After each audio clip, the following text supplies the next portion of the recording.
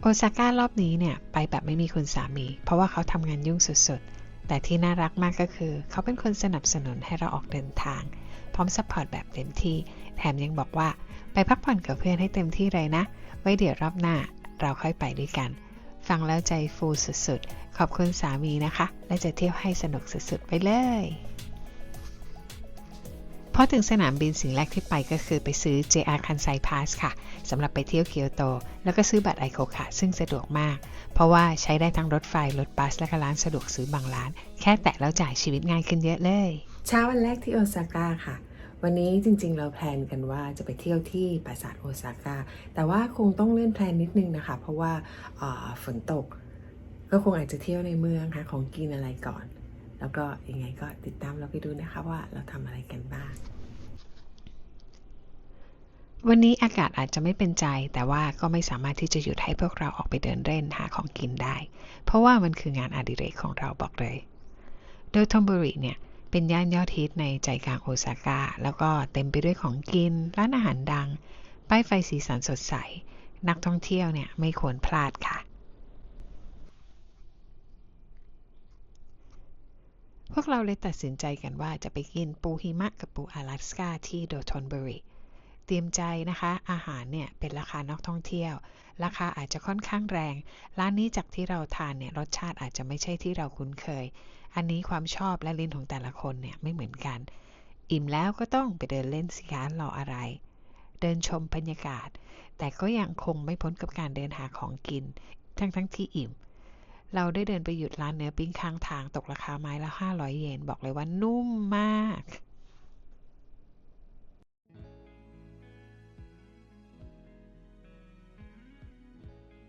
วันนี้เรามุ่งหน้าสู่เกียวโตไปเที่ยวยังวัดน้ำใสหรือเรียกว่าคิโยมิสุค่ะ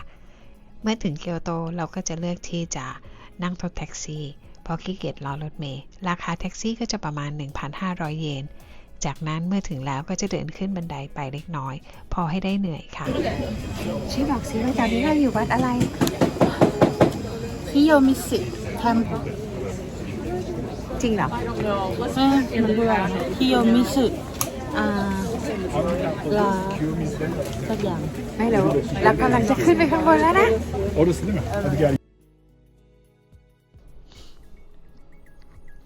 วัดคิโยมิสุเดระหรือที่คนไทยรู้จักกันในนามวัดน้ำใสเนี่ยคือหนึ่งในวัดพุทธที่มีชื่อเสียงที่สุดของเกียวโตแล้วก็ของทั้งประเทศญี่ปุ่นวัดนี้มีอายุมากกว่า 1,200 ปีค่ะถูกสร้างขึ้นครั้งแรกในปีค.ศ. 778โดยโชกุนโทกุงาวะหรือว่าอิเมชิสึค่ะชื่อของวัดเนี่ยแปลว่าน้ำบริสุทธิ์ซึ่งมาจากน้ำตกโอโตวะที่ไหลอยู่ในบริเวณวัดน้ำตกแห่งนี้เนี่ยเป็นน้ำตกแหล่งธรรมชาติที่ไหลจากภูเขาออตตาวะซึ่งมีความเชื่อกันว่าน้ำที่นี่ศักดิ์สิทธิ์ดื่มแล้วช่วยให้สุขภาพดีมีโชคลาภหรือสมหวังในเรื่องความรักค่ะ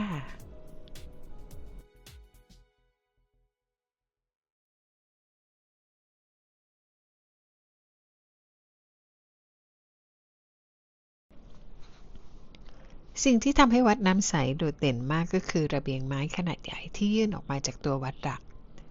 ซึ่งสร้างขึ้นโดยที่ไม่ได้ใช้ตะปูแม้แต่ตัวเดียวระเบียงนี้เนี่ยตั้งอยู่บนเนินเขาสูงกว่า13 เมตรมองเห็นวิวเกียวโตแบบพาโนรามาค่ะยิ่งถ้ามาในช่วงซากุระบานหรือว่าฤดูใบไม้เปลี่ยนสีเนี่ยบอกเลยว่าวิวตรงนี้สวยจับใจเลยล่ะ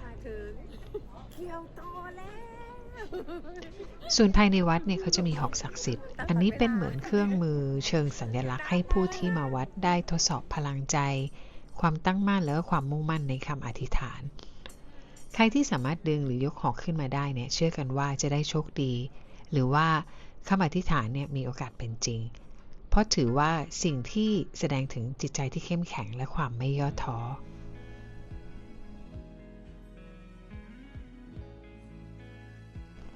วัดน้ำใสเนี่ยไม่ได้เป็นแค่สถานที่ท่องเที่ยวแต่เป็นวัดเก่าศักดิ์สิทธิ์ที่ผู้คนเชื่อว่ามาขอพรแล้วเนี่ยสมหวังจริงโดยเฉพาะในเรื่องความรักและก็สุขภาพวัดนี้จึงเป็นที่นิยมในหมู่นักท่องเที่ยวชาวญี่ปุ่นและก็ชาวต่างชาติที่ตั้งใจจะเดินทางมาไหว้ขอพรอย่างจริงใจนอกจากเรื่องความศักดิ์สิทธิ์แล้วนะคะคนก็ยังมาเพาะวิวจากระเบียงไม้ของวัดที่สวยงาม มองเห็นเมืองเกียวโตแบบพาโนรามาเป็นภาพที่ทั้งสวยทั้งสงบทั้งรู้สึกได้ถึงพลังบางอย่างจากธรรมชาติแล้วก็ศรัทธาค่ะ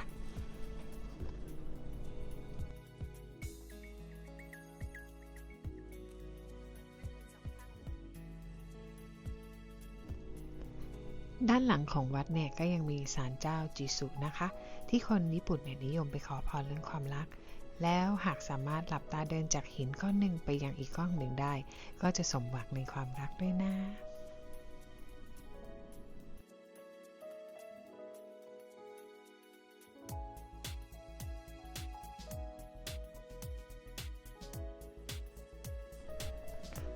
สำหรับพวกเราเที่ยวอย่างเดียวไม่ได้ที่สำคัญคือท้องต้องอิ่มด้วยค่ะ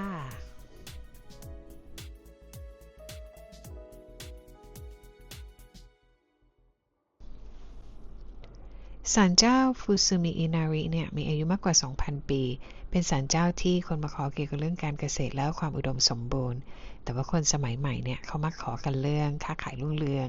งานสำเร็จและในหลายจุดของศาลเจ้าเนี่ยจะเจอกับรูปปั้นจิ้งจอกเพราะก็ถือว่าเป็นผู้ทรงสารของเทพค่ะ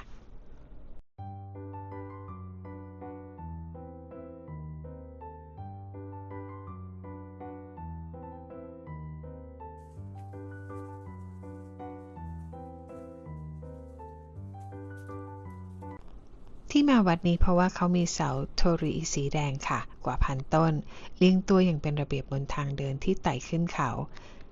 มันไม่ใช่แค่สวยนะคะแต่ว่าเต็มไปด้วยพลังของศรัทธาเพราะว่าเสาแต่ละต้นเนี่ยเกิดจากการบริจาคของผู้ศรัทธาอีกทั้งยังเป็นร่องรอยคำอธิษฐานนับพันที่ยังคงอยู่พอเราเริ่มเดินลึกเข้าไปเนี่ยทางจะเริ่มเงียบเสียงเมืองจางลงหรือแค่เสียงลมเสียงฝีเท้าแล้วก็สงบรอบตัวตลอดทางก็คือป่าไม้ร่มรื่นต้นไม้สูงใหญ่เขาบอกกันว่าถ้าจะเดินขึ้นไปถึงยอดเขาอินาริเนี่ยต้องใช้เวลาประมาณ1 ชั่วโมงแต่เราขอยอมรับค่ะว่าไม่ได้เดินถึงยอดเขาเพราะว่าตอนนั้นเนี่ยเกือบ6 โมงเย็นแล้วก็สังขารเริ่มจะไม่เป็นใจเลยตัดสินใจหยุดอยู่ตรงจุดที่ยังรู้สึกดีไม่ฝืนตัวเองถือว่าได้สัมผัสความงามอะค่ะระดับหนึ่งก็ถือว่าสุดคุ้มแล้วค่ะ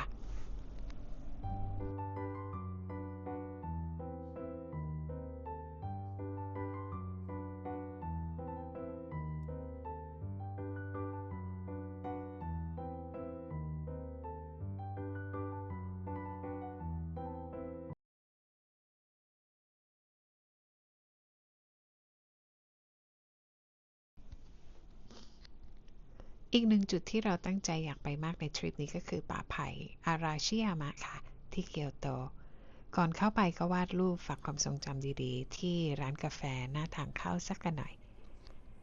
เราเคยเห็นรูปป่าไผ่แห่งนี้ในโซเชียลมานานแล้วก็ตอนนั้นเนี่ยเห็นภาพก็รู้สึกว่าถ้าได้ไปเดินจริงๆสักครั้งเนี่ยก็คงจะดีมากเลยเนาะและพอได้มาถึงจริงๆบอกเลยว่ามันสวยสงบกว่าที่คิดเอาไว้เยอะมาก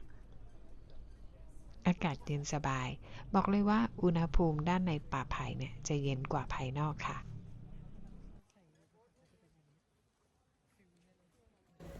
ตอนนี้เรามาทำอะไรกันอยู่ที่ไหนคะช่วยบอกหน่อยสิคะชมพู่ เดินต้นไผ่ แล้วเป็นยังไงบ้างคะต้นไผ่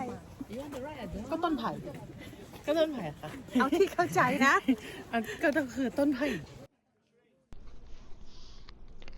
ที่นี่เขามีรถลากไว้บริการด้วยนะคะเผื่อใครต้องการดูรอบๆถ่ายรูปหรือว่าขี้เกียจเดินอีกทั้งตลอดเส้นทางเนี่ยเราสามารถเดินไปยังศาลเจ้าที่มีมากกว่า10 แห่งได้อีกด้วยค่ะ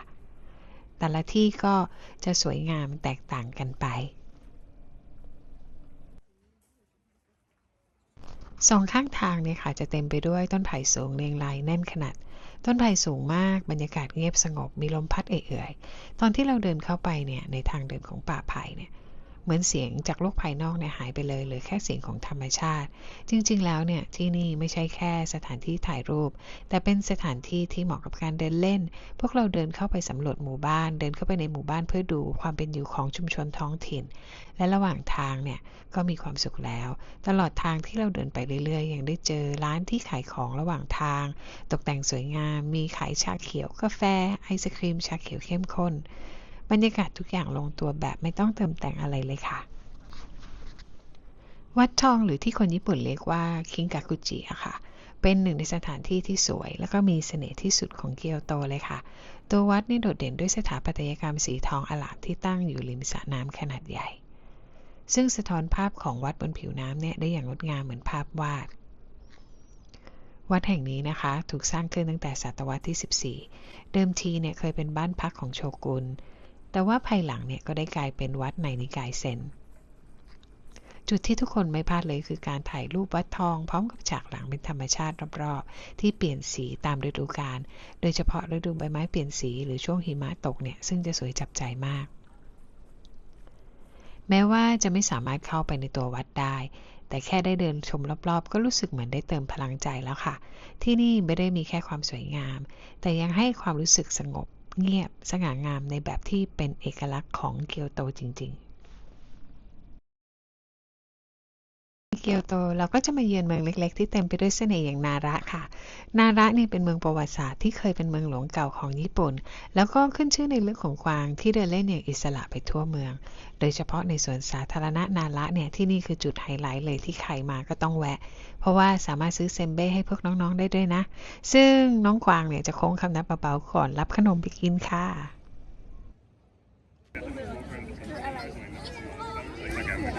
ขอ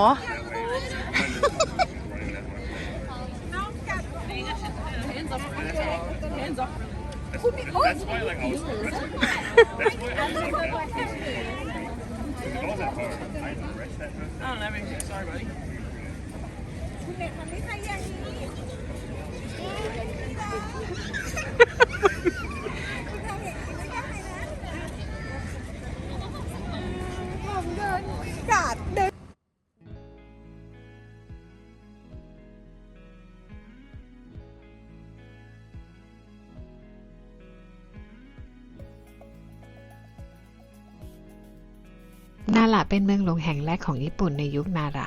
ก่อนจะย้ายไปเกียวโตแล้วก็โตเกียวภายหลังปัจจุบันแม้จะไม่ใช่เมืองใหญ่เหมือนเมืองอื่นแต่นาระก็ยังคงเต็มไปด้วยกลิ่นอายวัฒนธรรมญี่ปุ่นโบราณมีวัดเก่าศาลเจ้าศักดิ์สิทธิ์แล้วก็สวนสาธารณะกว้างใหญ่ที่มีกวางมากกว่า 1,000 ตัวเดินเล่นอย่างอิสระ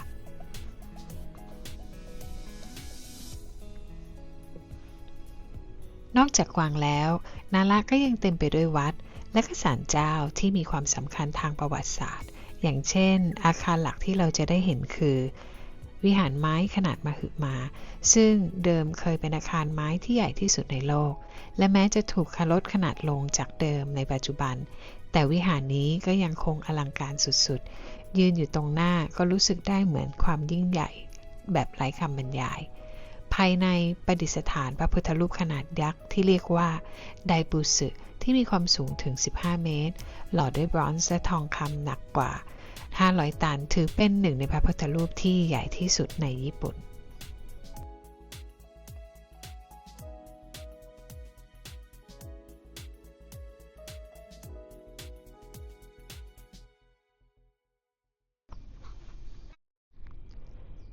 หนึ่งในไฮไลท์ที่นักท่องเที่ยวไม่ควรพลาดก็คือเสาไม้ต้นหนึ่งในมหาวิหารค่ะที่นี่มีรูรอดอยู่ด้านล่างเสา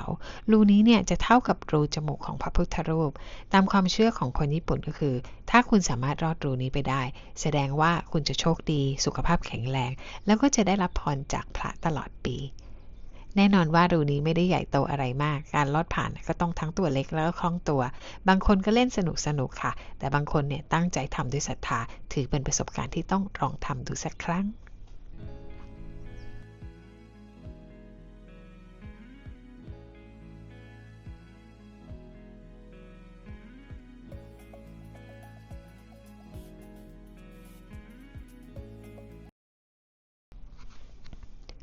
จากนี้ก็ถึงเวลาของการตามหาของอร่อยที่โอซาก้าแบบจริงจัง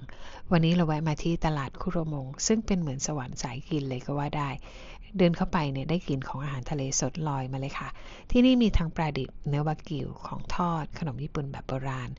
รวมถึงอาหารทะเลหลายอย่างเช่นอูนิโอโทโร่ต้องบอกเลยว่าอร่อยมากเราเนี่ยไม่รอช้าค่ะขอจัดอูนิกับโอโทโร่แบบสดๆไปคนละคำแต่ได้กัดคำแรกก็รู้เลยว่าของเนี่ยดีจริงๆไม่ต้องปรุงอะไรเพิ่มเติมเนื้อปลาเนี่ยละลายในปาก อุนิมีความครีมแล้วก็ได้กลิ่นทะเลภายในปากแต่โดยส่วนตัวเราไม่ค่อยชอบค่ะอย่างน้อยเนี่ยก็ได้ลองมาทานอีกเป็นครั้งสุดท้ายและแน่นอนว่าเราคงจะไม่ใช่สายอุนิจริงๆอะค่ะที่ชอบมากก็คือตลาดนี้เดินง่ายไม่ต้องพลุกพล่านเกินไป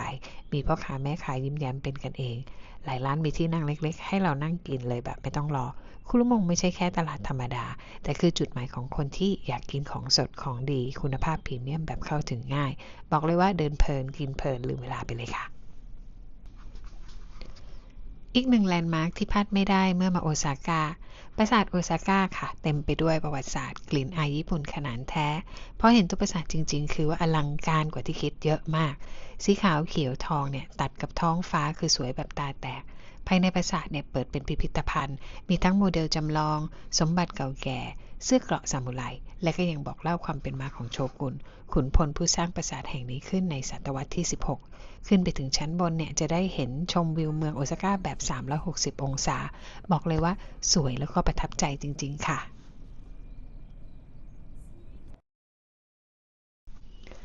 ต้องเดินทางกลับแล้วสิเนาะแต่ทริปนี้ก็ถือว่าเป็นอีกหนึ่งทริปประทับใจและจะกลับมาเที่ยวญี่ปุ่นอีกแน่นอนค่ะแต่รอบหน้าขอมาพร้อมกับสามีจ้าแล้วก็ฝากติดตามการเดินทางของเราด้วยนะคะบาย